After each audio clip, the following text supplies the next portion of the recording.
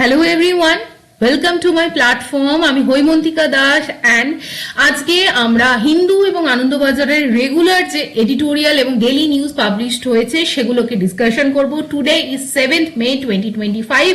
আজকে দিনে দাঁড়িয়ে কিন্তু আমাদের চারপাশে across the globe and throughout the territory of our country there are lots and lots of events that are happening and that will be discussed in details from the perspective of the examination into this class.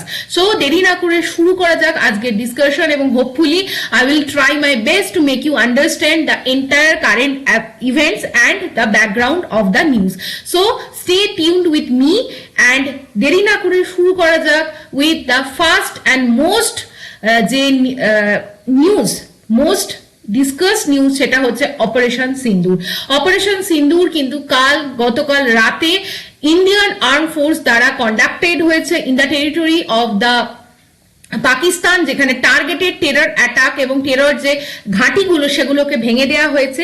So তার যে বিভিন্ন ধরনের video viral হয়েছে from the side of the Pakistan also, তার একটা clip আমরা দেখে নেব এবং সেই ক্লিপটা দিয়েই শুরু হবে আজকের ক্লাসের ডিসকাশন। সো আমরা দেখে নিই যে কি ভিডিও ডিসকাশন কালকে বা কি ভিডিও রিলিজ হয়েছে।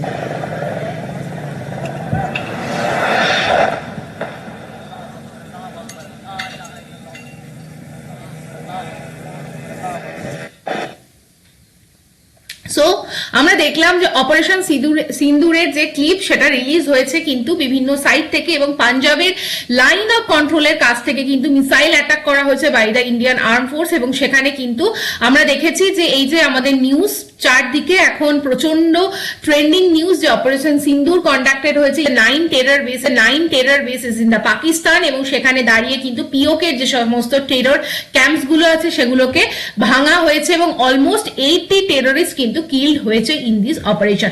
পেহেলগাম টেরর অ্যাটাকের অ্যাজ এ রিটেলিয়েশন অ্যাভেঞ্জ সেটা কিন্তু ইন্ডিয়া নিয়েছে by successfully conducting this operation সিন্দুর।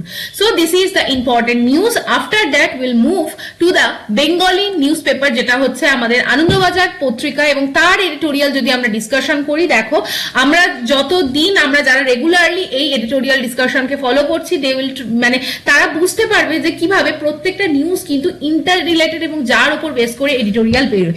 গতকাল আমরা কয়েকটা সাকসেসফুল যে প্রিভিয়াস ক্লাস আছে সেখানে কিন্তু রিগার্ডিং দ্য সেন্সাস এবং সেন্সাসে কাস্ট সেন্সাস নিয়ে কিন্তু ডিটেলস অ্যানালিসিস করেছিলাম। ইতিমধ্যে আমি 4 থেকে 5 বার এই ডিটেলস অ্যানালিসিস করেছি, এবং আজকে for the first time Bengali news পেপারে কিন্তু এই আর্টিকেলটা নিয়ে লেখা হয়েছে, এবং অবশেষে জনজাতির যে জনগণনা সেই বিষয়ে যে কাস্ট সেন্সাস হবে সেই বিষয়ে লেখা আছে। তো আমি অবশ্যই এটা ডিসকাশন করব না, তোমরা নিজেদের মতো করে পড়ে নিও।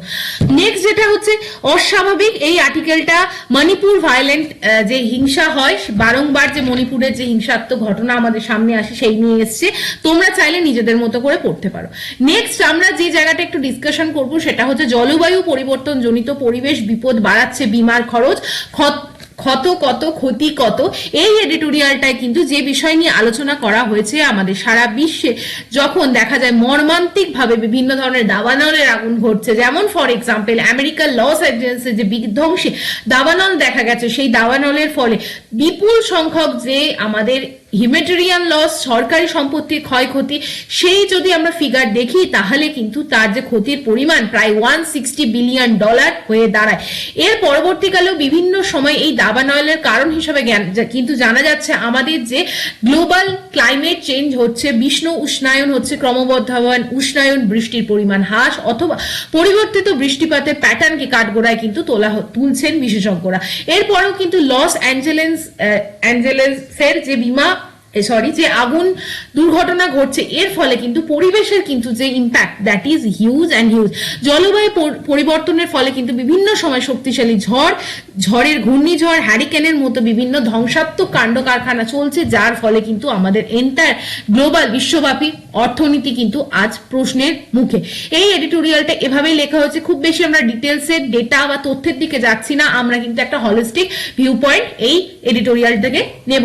লাস্ট যেখানে বলা হয় যে জলবায়ু পরিবর্তন শুধুমাত্র প্রাকৃতিক বিপদ নয়, আমাদের কিন্তু অর্থনৈতিক বিপদের দিকেও আমাদের ঠেলে দেয়। আমাদের কিন্তু প্রতিকারের দিকে যেতে হবে, কিন্তু প্রতিকার কোথায়? পৃথিবী তো ক্রমেই উষ্ণতর হচ্ছে, অর্থাৎ পৃথিবীর কিন্তু টেম্পারেচার কিন্তু ক্রমশই বাড়ছে, এবং প্রাক শিল্পযুগ অর্থাৎ প্রি ইন্ডাস্ট্রিয়াল লেভেলের টেম্পারেচারের থেকে বর্তমানে কিন্তু অলরেডি আমরা কিন্তু এই গ্রহের টেম্পারেচার 1.5 ডিগ্রি সেলসিয়াস ঊর্ধ্বে আটকে রাখার যে লক্ষ্যমাত্রা তার ধারে কাছে কিন্তু আমরা প্রায় অলমোস্ট পৌঁছে গেছি। হেন আমাদের যে সর্বত্র সারা বিশ্ব জুড়ে যে গ্লোবাল ওয়ার্মিং তার ইম্প্যাক্ট, যে পরিবেশের যে বিভিন্ন ভয়াবহ প্রাকৃতিক দুর্যোগ সেগুলোর খেসারত শুধু মানব জাতিকে দিতে হবে না, আমাদের পরিবেশকে দিতে হচ্ছে, এবং তার অর্থনৈতিক যে সংকট সেটাও কিন্তু ভুক্তভোগী হচ্ছেন আম জনতা। এরপরে যে এডিটোরিয়াল, এটা আমরা অলরেডি অনেকবার ডিসকাস করেছি regarding the Indus water treaty, যেটা কিন্তু কমপ্লিটলি সাসপেন্ডেড আছে এই অবস্থায়। কেন? আমাদের যে পেহেলগাম টেরর অ্যাটাক তার কনসিকুয়েন্সে। আমার জল তোমার জল এই এডিটোরিয়ালটাই কিন্তু বাংলায় এই বিষয়টাকে নিয়ে লেখা হয়েছে, একই তথ্যকে তুলে দেওয়া হয়েছে, যেটা আমরা ডিসকাশন করব না আজকে। জাস্ট আমি হাইলাইট করে দিচ্ছি 1960-তে এই ইন্দাস ওয়াটার ট্রিটিকে সাইন করা হয়েছিল, এবং যার প্রেক্ষাপট আমরা জানি 1947-এর সময় হয়েছিল, যখন ভারত পাকিস্তানকে ভাগ করা হয়েছিল। সিন্ধু নদী যদি আমরা দেখি, সিন্ধু নদীর কিন্তু উচ্চ গতিপথ আপার যে ফ্লোটা সেটা কিন্তু ভারত দিয়ে যায়, এবং নিম্ন অববাহিকা কিন্তু পড়ে পাকিস্তানে। অর্থাৎ নদীর জলের যে নিয়ন্ত্রণ সেটা কিন্তু ভারত এবং পাকিস্তানকে করতে হয়, এবং সেই নিয়েই কিন্তু সিন্ধু নদীর জলবন্টনের চুক্তি সাইন হয়েছিল। এবং দুই দেশে কৃষি, জল এবং শিল্পের কথা ভেবে কিন্তু এই চুক্তি সাইন করা হয়েছিল, যাতে কিন্তু একটা ইকুইটেবল জল শেয়ারিং হয়। সাইন হয়েছিল কার মধ্যে? করাচিতে সাইন হয়েছিল। তদানীন্তন যে ভারতবর্ষের প্রধানমন্ত্রী জওহরলাল নেহেরু কিন্তু সাইন করেছিলেন তৎকালীন যে পাকিস্তানের প্রেসিডেন্ট আইয়ুব খানের সাথে। ঠিক, এরপর চুক্তি অনুযায়ী কিন্তু বলা হয়েছিল পাকিস্তানের যে অধিকার সিন্ধু ছাড়াও দুটো উপনদীর সঙ্গে পাবে, সেটা হচ্ছে বিতস্তা এবং চন্দ্রভাগা, ইংলিশে হবে ইন্দাস, ঝিলাম এবং চেনাব। ঠিক, এবং ভারতবর্ষ যে তিনটে নদী পাবে সেটা হচ্ছে বাকি যে তিনটে ট্রিবিউটারি, সেটা কিন্তু অর্থাৎ বিয়াস, রাবি এবং সতলুজ কিন্তু ইন্ডিয়ার কাছে আসে। এটা হচ্ছে যেটা পূর্ব দিক দিয়ে প্রবাহিত নদী উপত্যকা। এছাড়া নদীর স্বাভাবিক প্রবাহকে বাধা না দিয়ে জলবিদ্যুৎ প্রকল্প তৈরি করার অনুমতি কিন্তু পায় ভারত, কিন্তু জলাধার অর্থাৎ ব্যারেজ তৈরি করার কিন্তু অধিকার পায়নি, সেটা কিন্তু নিষিদ্ধ। কিন্তু এর পরেও দেখা যায় যে ক্রমশ দুটো জলবিদ্যুৎ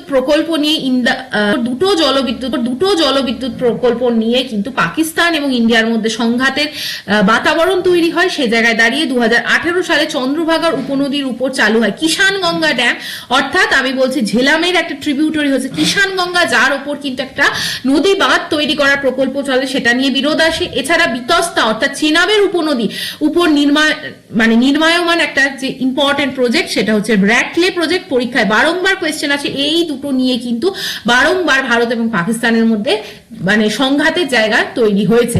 এরপরেও কিন্তু এই জিনিসগুলো নিয়ে আলোচনা হয়, এবং বিভিন্ন সময় দেখা যায় ইন্টারন্যাশনাল কোর্ট অফ আরবিট্রেশনে এই কেস কিন্তু যায়।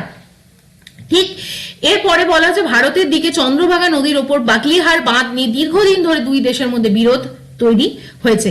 এই পুরো জায়গাটাই এগুলো ইম্পর্টেন্ট, বা এটা আমাদের বোঝায় যে সিন্ধু নদী কিন্তু দুটো দেশের জন্যই কিন্তু একটা লাইফ সেভিং লাইফ লাইন, এবং সিন্ধু যদি টোটাল ইন্দাস যে অববাহিকা দেখি সেটা কিন্তু আমাদের পাকিস্তানের জীবন রেখা, এবং শেষ থেকে শুরু করে খাদ্য উৎপাদন এবং দেশের মোট মিষ্টি জলে প্রায় 90% জন্য কিন্তু এই নদীগুলো নির্ভর করছে, বা এই দেশগুলো নির্ভর করছে সিন্ধু এবং তার ট্রিবিউটারিজ এর ওপর। অর্থাৎ এই দেশ এন্টায়ার পাকিস্তানের ইকোনমি দাঁড়িয়ে আছে কিন্তু ইন্দাস রিভারের ওপর। সেই জায়গায় দাঁড়িয়ে কিন্তু ইন্দাসের জল যদি বন্ধ করে দেওয়া হয়, সেই জায়গায় কিন্তু দাঁড়িয়ে Pakistan will definitely suffer A lot. So এটাই এই এডিটোরিয়ালে লেখা ছিল। With this note I am starting the Hindu editorial and news analysis, যেখানে আমরা ফ্রন্ট পেজ থেকে প্রথম যে কারেন্ট ইভেন্টস গুলো আছে সেটাকে দেখে নেব। প্রথম যে জায়গাটা আছে, টুডে ইজ দ্য 7th মে, আজকে দাঁড়িয়ে কিন্তু হোম মিনিস্ট্রির তরফ থেকে এন্টায়ার কান্ট্রির বিভিন্ন স্টেটের বিভিন্ন অঞ্চলে মক ড্রিল কন্ডাক্ট করা হবে for the civil defence preparedness, যাতে কিন্তু যুদ্ধকালীন পরিস্থিতিতে আমরা কিভাবে বিহেভ করব সেই নিয়ে কিন্তু একটা মক ড্রিল এক্সারসাইজ হবে across the length and breadth of the country. This is the first news. Second news is that United Nations members question Pak on the Pahalgam attack. কালকে দাঁড়িয়ে ইউনাইটেড নেশন সিকিউরিটি কাউন্সিলের মেম্বাররা কিন্তু পাকিস্তানকে responsible করেছে এবং তাকে অ্যাকাউন্টেবল মেনেছে, এবং সেই জায়গা থেকে দাঁড়িয়ে কিন্তু কোয়েশ্চেন এসছে যে Pakistan should give the answer regarding the Pahalgam attack. আমরা এরপরে ইউনাইটেড নেশন সিকিউরিটি কাউন্সিল নিয়ে জাস্ট একটা ডিসকাশন করে নেব। This is the United Nation Security council, the part of the United nation, এবং সেটা কিন্তু কোথায় অবস্থিত? নিউ ইয়র্কে। তার ফরমেশন হয়েছিল 24 অক্টোবর 1945-এ এবং এর হেডকোয়ার্টার কিন্তু নিউ ইয়র্ক সিটি অফ আমেরিকাতে অবস্থিত। ইউনাইটেড নেশন সিকিউরিটি কাউন্সিলের টোটাল কিন্তু 15 মেম্বার্স আছে, যার মধ্যে 5 members are the permanent members আর 10 মেম্বার্স হচ্ছে নন পার্মানেন্ট মেম্বার। যেখানে 5টা পার্মানেন্ট মেম্বারের নাম পরীক্ষায় ভীষণভাবে জানতে চাওয়া হয়। তারা হচ্ছে চায়না, ফ্রান্স, রাশিয়া, ইউকে এবং ইউএসএ, যাদের কিন্তু ভিটো পাওয়ার আছে। ভিটো পাওয়ার মানে কি? পার্টিকুলার ধরো একটা রেজলিউশনের উপর ভোট হচ্ছে, সেখানে পার্টিকুলার যদি ইভেন ওয়ান পার্মানেন্ট মেম্বার কিন্তু এই রেজলিউশনের এগেনস্টে ভোট দেয়, তাহলে entire resolution will be failed to be passed. বোঝা গেল? সেই রেজলিউশন কিন্তু আর ইউনাইটেড নেশনে পাস করানো যাবে না। So this is the main power, যেটা কিন্তু পার্মানেন্ট যারা member of the United Nation Security Council তারা ইলেক্ট মানে এক্সারসাইজ করে, এবং যারা নন পার্মানেন্ট মেম্বার থাকে তারা কিন্তু ইউনাইটেড নেশনের জেনারেল অ্যাসেম্বলি দ্বারা 2 ইয়ার্স টার্মের জন্য ইলেক্টেড হয়। এবং ইউনাইটেড নেশন সিকিউরিটি কাউন্সিলের primary responsibility across the globe international piece এবং সিকিউরিটি মেনটেন করা। নাও moving to the next article, যেটা দাঁড়িয়ে আমাদের গতকাল খুব ইম্পর্টেন্ট একটা নিউজ এসছে, যেটা হচ্ছে finally after years of negotiation India এবং ইউনাইটেড কিংডম ফাইনালি কনক্লুড করেছে ল্যান্ডমার্ক ট্রেড ডিল, যেটা কিন্তু comes under the FTA free trade agreement India এবং ইউনাইটেড কিংডম কনক্লুড করেছে। এবং সেখান থেকে দাঁড়িয়ে 99% ইন্ডিয়ান এক্সপোর্ট কিন্তু ইউকেতে ফ্রি অ্যাক্সেস পাবে, জিরো ডিউটি ট্যারিফ কিন্তু পাবে, কোনো ট্যারিফ লাগবে না, without getting any tariff and duty hazards Indian যে প্রোডাক্ট সেটা কিন্তু ইউকেতে সেল হতে পারবে। This is a huge historic milestone that is achieved by the India এবং after the successful negotiation with the United Kingdom. বোঝা গেল? তাহলে এফটিএ কিন্তু এনশিওর করবে কম্প্রিহেন্সিভ মার্কেট অ্যাক্সেস, যেটা কিন্তু ইন্ডিয়া পাবে in the UK for goods and businesses. Hopefully clear. Next very important news article যেটা ফ্রন্ট পেজে পাবলিশড হয়েছে, সেটা হচ্ছে human development index report. Publish করে কে? পাবলিশ করে কিন্তু UNDP, United Nation Development Programme. তোমরা আমাকে কমেন্ট করে জানাবে ইউএনডিপির হেডকোয়ার্টার কোথায় আছে। ইন্ডিয়ার কিন্তু র্যাঙ্ক এসছে 130, যেটা কিন্তু 3 পয়েন্ট রেজ হয়েছে। সেখান থেকে দাঁড়িয়ে আমরা যদি নিউজটা দেখে নিই, সেটা হচ্ছে সেটা হচ্ছে ইন্ডিয়া কিন্তু মুভ করেছে 3 পয়েন্ট, সেটা হিউম্যান ডেভেলপমেন্ট ইন্ডেক্সের র্যাঙ্কিং কিন্তু 130 এসছে out of 193 countries. Very important, সেটা ইউনাইটেড নেশন ডেভেলপমেন্ট প্রোগ্রাম দিয়ে কিন্তু লঞ্চ করা হয়েছে। নেক্সট যে ইম্পর্টেন্ট নিউজের ইভেন্টটা আছে, সেটা হচ্ছে হিউম্যান ডেভেলপমেন্ট ইন্ডেক্সে ইন্ডিয়ার কিন্তু র্যাঙ্ক এবছরের জন্য এসছে 0.685, এটা যেটা কিন্তু ইন্ডিয়াকে একটা মিডিয়াম হিউম্যান ডেভেলপমেন্ট ইন্ডেক্স ক্যাটাগরিতে ফেলছে। ঠিক, এরপরে কিন্তু এই রিপোর্টে যদিও আমরা এই পয়েন্ট অফ ভিউ থেকে ইম্পর্টেন্ট বা হোপফুল কি ইন্ডিয়ার এইচডিআই ইন্ডেক্স ইমপ্রুভ হয়েছে, but there are some point যেখানে কিন্তু আমাদের ওয়ারিড করছে। সেটা হচ্ছে আমাদের কিন্তু জেন্ডার ডিসপ্যারিটি রয়েছে, ইনইকুয়ালিটি পারসিস্ট করছে, সেটা কিন্তু এই এইচডিআই ইন্ডেক্স দেখাচ্ছে। আমরা জাস্ট দেখে নেব what is the human development index. This is the basic details you should know. যেটা হচ্ছে human development index first of all UNDP দ্বারা লঞ্চড হয় এবং that is dependent on 3 main indicators. Number 1 life expectancy at birth, যেটা sustainable development goal 3 কে target করে। Expectancy year of schooling, অর্থাৎ শিক্ষা এডুকেশনের উপর ডিপেন্ডেন্ট একটা প্যারামিটার আছে। আর একটা হচ্ছে গ্রস ন্যাশনাল ইনকাম, যেটা সাস্টেনেবল ডেভেলপমেন্ট গোল 8.5 কে টার্গেট করে। তাহলে মেন 3টে ইন্ডিকেটর কি? Long and healthy life, knowledge এবং ডিসেন্ট স্ট্যান্ডার্ড অফ লাইফ, যেটার উপর ভিত্তি করে কিন্তু এইচডিআই ইন্ডেক্স পাবলিশ হয়। Hopefully you understand. নাও আমরা যে এডিটোরিয়ালটা পড়বো সেটা হচ্ছে এখান থেকে front page is over. Now will be discuss the next article যেটা হচ্ছে Supreme Court experts should resolve the Mulla period. What is the Mulla period? Why it is in the bone of contention between the two important states of India, সেটা কিন্তু আমাদের জেনে নিতে হবে। প্রথমত মুল্লা পেরিয়ার হচ্ছে এমন একটা ড্যাম যেটা হচ্ছে পেরিয়ার নদীর ওপর অবস্থিত এবং যেটা নিয়ে কিন্তু কেরালা এবং তামিলনাড়ু স্টেটের মধ্যে কিন্তু একটা ডিকেডস ওল্ড একটা ডিবেট দাঁড়িয়ে আছে। এবার আমরা দেখে নেব this is the Periyar river, এই মার্কিং করা এরিয়া হচ্ছে পেরিয়ার রিভার। পেরিয়ার রিভারের উপর ইম্পর্টেন্ট বিভিন্ন রিজার্ভয়ার আছে, like Idukki reservoir, Suruliya hydro power project, Mulla Periyar dam এবং পেরিয়ার টাইগার রিজার্ভ কিন্তু এই নদীর তীরেই অবস্থিত। কিন্তু এই যদি মুল্লা পেরিয়ার ড্যাম দেখি, যেটা কিন্তু দেখা যাচ্ছে যে এই পেরিয়ার নদীর ওপর তৈরি, সেটা কিন্তু প্রায় 126 ইয়ার্স ওল্ড একটা ড্যাম, যেটা কিন্তু মুল্লিয়ার এবং পেরিয়ার রিভারের কনফ্লুয়েন্সে কেরালার ইডুক্কি ডিস্ট্রিক্টে অবস্থিত। আমরা যদি ম্যাপ দেখি তাহলে এটা কিন্তু একটা লাইন অফ ডিমার্কে তামিলনাড়ু, কেরালা এবং তামিলনাড়ুকে সেপারেট করছে এবং সেই জায়গায় দাঁড়িয়ে কেরালার মধ্যে অবস্থিত এই হচ্ছে মুল্লা পেরিয়ার ড্যাম। ঠিক, এই ড্যামের হাইট কিন্তু প্রায় 53 মিটার এবং লেন্থ ওয়াইজ কিন্তু দেখা যাচ্ছে প্রায় 360 মিটার ওয়াইড একটা important dam Mulla Periyar dam. But the problem is এই ড্যাম কিন্তু অপারেটেড হয় পার্শ্ববর্তী পড়োশী রাজ্য তামিলনাড়ু দ্বারা, অর্থাৎ এই ড্যাম কিন্তু অলদো স্টেট অফ কেরালাতে সিচুয়েটেড, বাট এটা ওন করে, অপারেট করে, মেনটেন করে তামিলনাড়ু। তামিলনাড়ু কিন্তু এটা সেভারাল পারপাসের জন্য, তামিলনাড়ুর জন্য কিন্তু এই ড্যামটা খুব ইম্পর্টেন্ট, কারণ এই রিলিজ করে তাদের ইরিগেশন, ড্রিঙ্কিং ওয়াটার সাপ্লাই এবং হাইড্রো পাওয়ার জেনারেশনের জন্য। আমরা জাস্ট পেরিয়ার রিভারটাকে নিয়ে একবার দেখে নেব, what is the main important features you should learn for the Periyar river. আমরা যদি পেরিয়ার রিভারকে দেখি, এটা কিন্তু একটা দুটো স্টেটের মধ্যে দিয়ে মেইনলি প্রবাহিত হচ্ছে এবং কেরালা এবং তামিলনাড়ু হচ্ছে সেই দুটো স্টেট, এবং ফাইনালি এটা কিন্তু তামিলনাড়ুর কাছে বে অফ বেঙ্গলে পড়েছে। পেরিয়ার রিভার আমরা যদি আমরা যদি কেরালার স্টেটের জন্য দেখি, এবং এটাকে বলা হয় লাইফ লাইন অফ কেরালা। এটা শিবাগিরি হিলস অফ দ্য ওয়েস্টার্ন ঘাট থেকে তৈরি হয়েছে, পেরিয়ার ন্যাশনাল পার্কের মধ্যে দিয়ে ফ্লো করেছে এবং ফাইনালি কিন্তু বে অফ বেঙ্গলে পড়েছে। মেইন ট্রিবিউটারি যদি পেরিয়ারে দেখি তাহলে আমরা দেখব মোথারি পূজা, মুল্লিয়ার, এগুলো হচ্ছে main important tributary of the Periyar river. Now Mulla Periyar ডিবেটটা আমরা কেন হচ্ছে বা কি কারণে মুল্লা পেরিয়ার একটা ডিবেটেবল ড্যাম, সেটা আমরা দেখে নেব। আমরা যদি দেখি কেরালা, এই যে সাউথ ইন্ডিয়ায় একটা ইম্পর্টেন্ট রুলিং ডাইনাস্টি ছিল, প্রিন্সলি স্টেট ছিল, সেটা হচ্ছে ত্রিভাঙ্কর। 1800 সালে প্রিন্সলি স্টেট ত্রিভাঙ্কর, যেটা প্রেজেন্ট ডে অফ কেরালা, সে কিন্তু তদানীন্তন যে ব্রিটিশ রুল মাদ্রাস প্রেসিডেন্সিকে কিন্তু এই যে 999 সালের জন্য লিজ দিয়েছিল এই ড্যামটাকে। ঠিক, মানে এই যে মুল্লা পেরিয়ার ড্যামকে 1886 নাগাদ 999 সালের জন্য লিজ দিয়েছিল ব্রিটিশ প্রভিন্সকে। কে দিয়েছিল? ত্রিভাঙ্করের তদানীন্তন যে রাজা ছিলেন। এই যে রাজা এবং এই এগ্রিমেন্টের থ্রু দিয়ে কিন্তু পরবর্তীকালে দেখা যায় তামিলনাড়ু এই ড্যামটাকে ম্যানেজমেন্টের রাইটস পায়, ফুল রাইটস পায় ম্যানেজমেন্টের, কে? তামিলনাড়ু।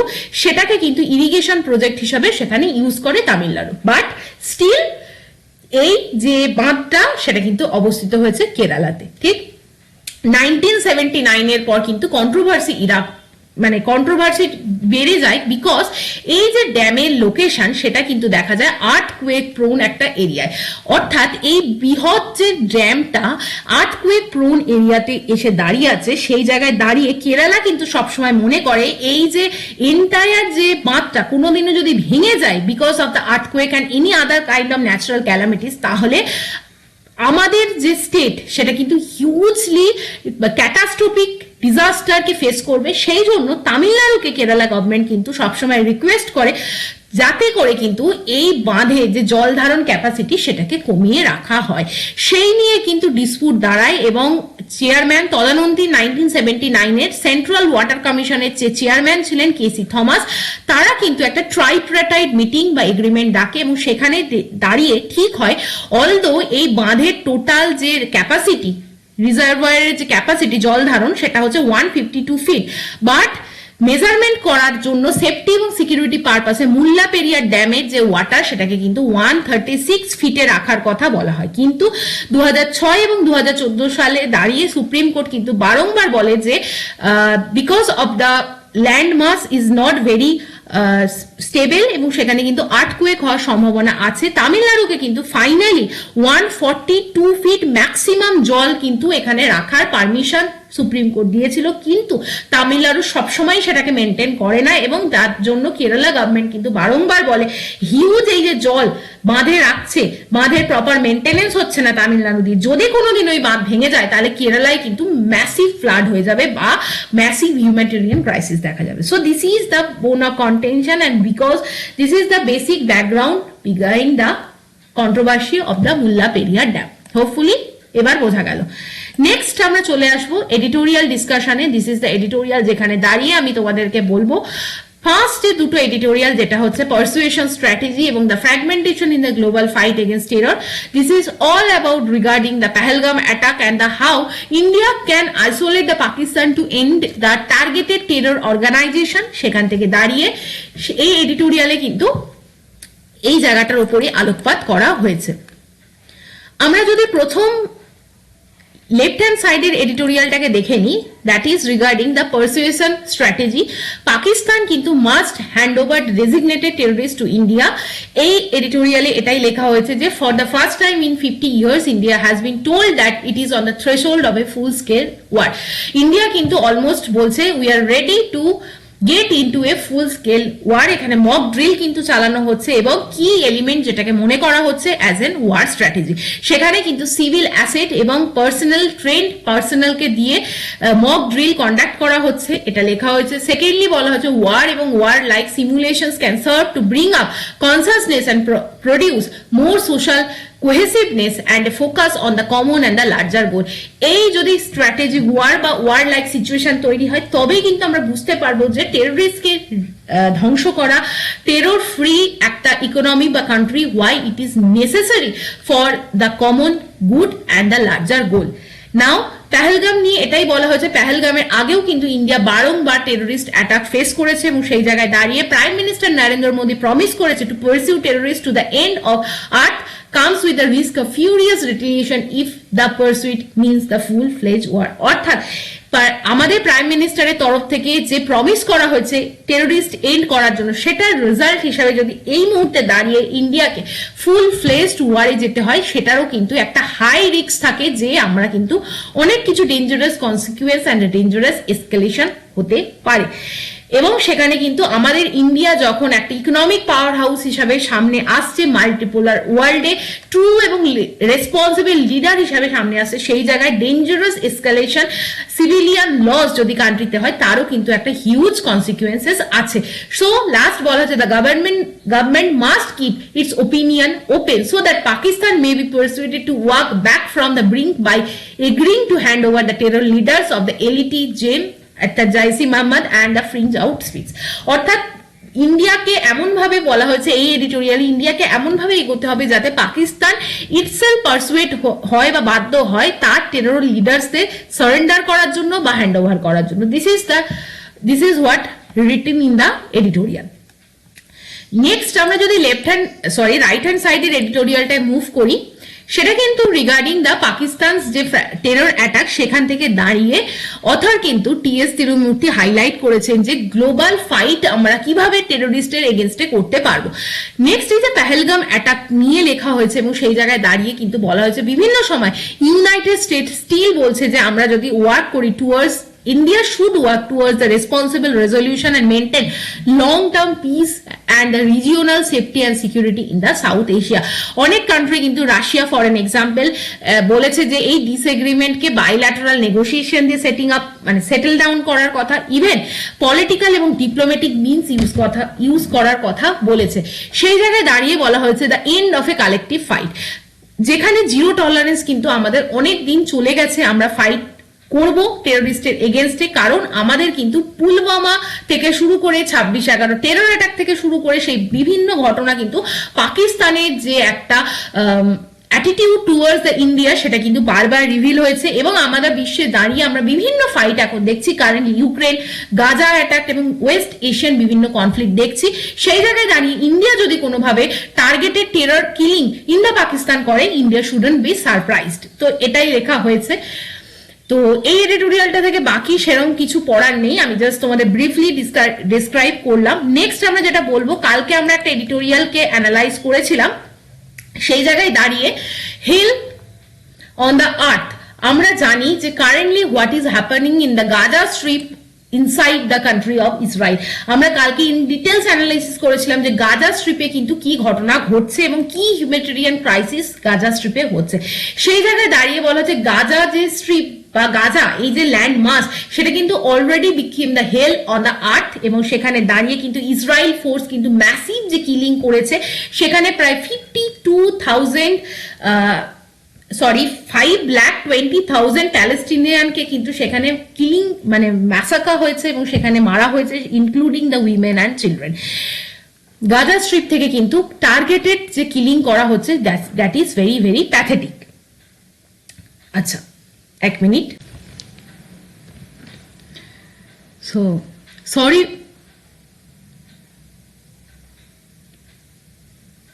For the interruption. তো আমরা কন্টিনিউ করছি। তো গাজা স্ট্রিপে যে টেন্স অফ থাউজেন্ডস অফ সিভিলিয়ানকে মানে মারা হচ্ছে এবং সেই জায়গায় দাঁড়িয়ে কিন্তু ইভেন তারা বেসিক মেডিকেল ফেসিলিটি পাচ্ছে না, সেটা কিন্তু একটা ট্রুলি ডিস্টার্বিং এরিয়া। এবং সেই জায়গায় ইসরায়েলের মধ্যে একটা ছোট্ট যে স্ট্রিপ সেটা হচ্ছে গাজা স্ট্রিপ, যেখানে কিন্তু ডায়ার হিউম্যান ক্রাইসিস হচ্ছে, হাঙ্গার ক্রাইসিস হচ্ছে এবং কনস্ট্যান্টলি সেটা কিন্তু হিউম্যান রাইটস এর এগেনস্টে যাচ্ছে। সো এইটুখানি এখানে লেখা হয়েছে। লাস্ট যেখানে বলা হয়েছে যে বর্তমানে যে হেড অফ দ্য ইসরায়েল সেটা হচ্ছে মিস্টার বেঞ্জামিন নেতানিয়াহু, তিনি কিন্তু বলেছেন as a part of new offensive Palestinians would be moved against from the makeshift shelters and refugee camps. তো সেই জায়গায় দাঁড়িয়ে কিন্তু ইসরায়েল বিভিন্ন ধরনের যে রিফিউজি ক্যাম্প আছে সেই জায়গায় চলে যায় এবং গাজা স্ট্রিপকে কিন্তু দিয়ে দেওয়া হয় ইসরায়েলকে। তো this is the main thing. বাকিটা তোমরা নিজেদের মতো করে পড়ে নিও, আমি মার্ক করে দিয়েছি। আমি নেক্সট এডিটোরিয়াল জায়গাটায় যাচ্ছি। Now, food and fuel, search in ethanol blending and its impact. এই জায়গায় দাঁড়িয়ে কিন্তু আমাদের কারেন্টলি যে প্রবলেমটা আসছে, আমাদের কিন্তু country is moving to actually make more sustainable biofuel. সেই জায়গায় দাঁড়িয়ে কিন্তু ইথানলকে কিন্তু ব্লেন্ড করা হচ্ছে with the exact fossil fuel. India কিন্তু is looking to increase the ethanol blending ratio in the petrol by 30% to further cut down the fossil fuel consumption. Already 2025 সালে কিন্তু আমরা 20% ইথানল ব্লেন্ডিং টার্গেটে পৌঁছে গেছি এবং সেই জায়গায় দাঁড়িয়ে কিন্তু বলা হচ্ছে যে এখানে যে বিষয় নিয়ে আলোচনা করা হচ্ছে, যত আমরা ইথানল ব্লেন্ডিং এর দিকে ফোকাস করব তত কিন্তু সুগার কেন প্রোডাকশনের ওপর আমাদের কিন্তু চাপ বা প্রেসার বাড়বে। আমাদের আরো সুগার কেন প্রডিউস করতে হবে to match the demand and supply. সেই জায়গায় দাঁড়িয়ে সেন্টার কিন্তু হাইক করেছেন একটা ফেয়ার রিমিউনারেটিভ প্রাইস। এটা আমরা জানি যে সুগার কেনের জন্য সেন্ট্রাল গভর্নমেন্ট যেটা পার ইয়ার অ্যানাউন্স করে সেটা হচ্ছে FRP, ভেরি ইম্পর্টেন্ট। সেটাকে কিন্তু ক্রপ প্রোটেকশন এবং ফার্মার্সদের ইন্টারেস্টকে বর্তমানে মাথায় রেখে এই হাইকটা করা হয়েছে। প্রথমত আমরা যদি পার্টিকুলারলি দেখি, বিভিন্ন কারণে কিন্তু গত কিছু বছর ধরে আমাদের বন্যা, খরা, বিভিন্ন পরিস্থিতির জন্য কিন্তু আমাদের কান্ট্রির গ্রস যে সুগার কেন প্রোডাকশন সেটা কিন্তু কমেছে। This is the map. সেটা কিন্তু 2017-এ কমেছিল, বাট কারেন্টলি তারপর আস্তে আস্তে সুগার কেন প্রোডাকশন কিন্তু বেড়েছে, যেটা কিন্তু আমাদের চার্ট 1 দেখাচ্ছে। এবং সেই জায়গায় দাঁড়িয়ে বলা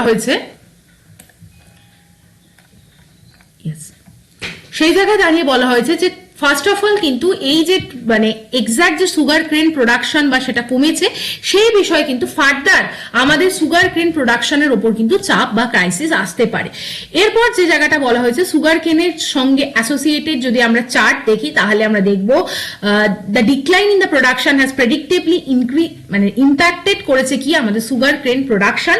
সেখানে কিন্তু 2023 সালে দাঁড়িয়ে পার কেজি সুগারের দাম যেখানে 40 টাকা ছিল, মে মাসে দাঁড়িয়ে কিন্তু সেই 2025-এর মে মাসে অর্থাৎ 2 বছরের মধ্যে পার কেজি সুগারের দাম কিন্তু 45 টাকার কাছে চলে গেছে। তাহলে ইথানল ব্লেন্ডিং কিন্তু সুগারের প্রাইসকে কিন্তু অন দি কন্ট্রারি বাড়িয়েছে। এছাড়া আরো যে জায়গাগুলোর উপর হাইলাইট করা হয়েছে সেটা হচ্ছে ইথানল ব্লেন্ডিং এর জন্য র্যাপিড ইনক্রিজ হচ্ছে কিন্তু সুগার কেন প্রাইসের জন্য, সেটাকে সাপ্লাই সাইড চেইনকে বর্তমানে ম্যানেজ করার জন্য। The centre has been implementing the long term ethanol blending programme since the start of 2000 মানে 2000 সালের শুরু থেকে কিন্তু শতাব্দীর শুরু থেকে ইথানল ব্লেন্ডিং এর উপর কিন্তু ফোকাস করা হচ্ছে এবং সেইখানে দাঁড়িয়ে কিন্তু which allowed for a stagnant and the gradual increasing supply of the ethanol.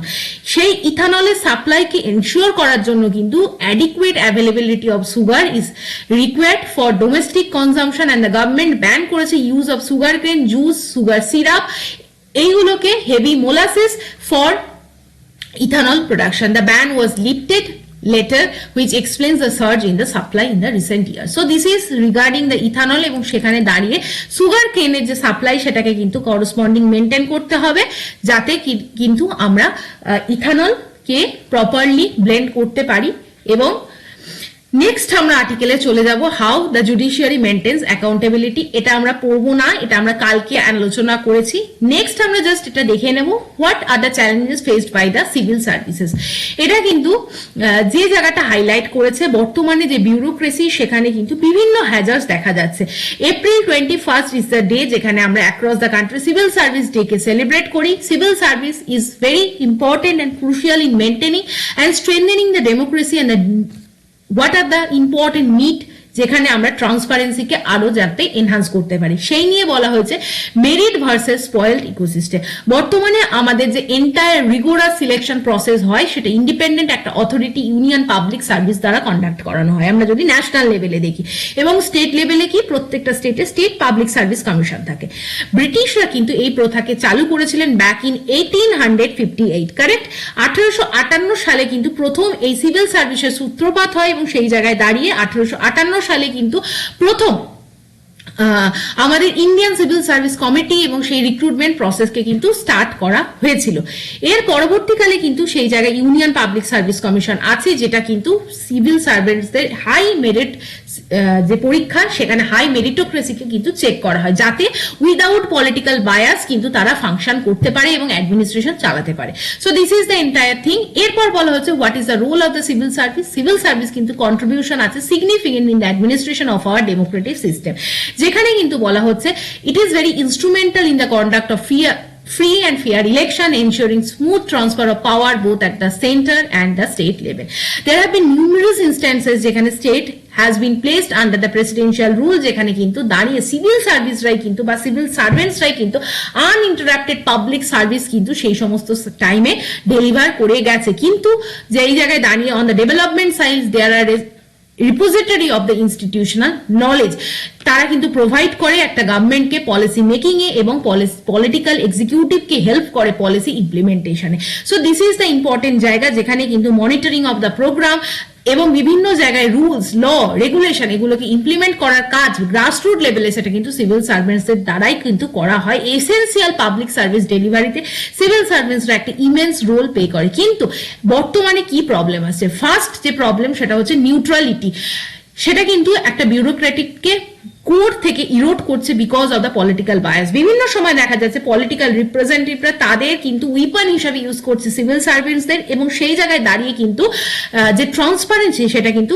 Hamper হচ্ছে এবং পলিটিক্যাল ইন্টারফারেন্স কিন্তু তাদের ফ্রি অ্যান্ড স্মুথ যে conduct of the public service সেটাকে কিন্তু বারংবার ব্যাহত করছে in the form of posting transfer, সেগুলো কিন্তু তাদেরকে হ্যারাস করা হচ্ছে। সেকেন্ডলি যে বিউরোক্র্যাটস তারা কিন্তু জেনারেলিস্ট, অর্থাৎ তাদের কিন্তু জেনারেল নলেজ আছে, তারা they are not the expertise. So sometime দেখা যাচ্ছে এক্সপার্টাইজ কোনো ডোমেনে কিন্তু তাদের একটা পলিসি মেকিং করতে দিলে সেইখানে একটা প্রবলেম আসছে, টেকনিক্যাল চ্যালেঞ্জেস তারা ফেস করছে। এবং থার্ড পয়েন্ট হচ্ছে সিগনিফিকেন্ট করাপশন আসছে at the all level of bureaucracy এবং সেখানে কিন্তু তারা দেখা যাচ্ছে পানিশমেন্ট প্রপার পাচ্ছে না বিকজ আমরা কিন্তু আজও সিভিল সার্ভিসকে বা সিভিল সার্ভেন্টসদের সেই ধাঁচেই ফেলা হয় যেখানে কিন্তু পানিশমেন্ট তাদের পাওয়া যায় না। তাহলে এখানে দাঁড়িয়ে কি বলা হয়েছে? নিউট্রাল পার্সপেক্টিভ থেকে what reforms can be done. Democratic country like ইন্ডিয়াতে কিন্তু আমাদের ম্যান্ডেট আসতে হবে, mandate is with the elected government and it needs to B respected. আমরা কিন্তু মানতে হবে ইলেক্টেড গভর্নমেন্ট মানে কিন্তু this is the verdict of the common people. সেখানে নিউট্রাল বিউরোক্রেসিকে কিন্তু ইমপ্লিমেন্ট করার জন্য পলিটিক্যাল ইনফ্লুয়েন্স থেকে কিন্তু আমাদের দূরে থাকতে হবে। কাদের? সিভিল সার্ভেন্টসদের, এবং ল এবং কনস্টিটিউশনাল ভ্যালুকে আফোর্ড করতে হবে। সেই জায়গায় দাঁড়িয়ে কিন্তু মনে রাখতে হবে they are elected for are elected for a certain periods, but permanent executive কিন্তু obviously the administration and the officials associated with the bureaucracy. So এই জায়গাটা বোঝার দরকার আছে এবং সেই জায়গায় রিজনেবল ইন্ডিপেন্ডেন্স কিন্তু কাজের ক্ষেত্রে তাদের দিতে হবে with respect to posting, tenure and transfer. সেই সমস্ত আউটকামকে এনশিওর করতে হবে to bring the transparency in the functioning of the bureaucracy and the administration in the government. So this is the entire reform suggested by the former IAS officer Rangarajan R. Sir. So this is the entire thing. Hopefully you have understood the entire thing. এবং like করো, share করো, subscribe করো to my channel, join করো Telegram channel এবং thank you for watching. আজকের video এই পর্যন্তই। কেমন লাগলো আজকের ভিডিও অবশ্যই জানিও।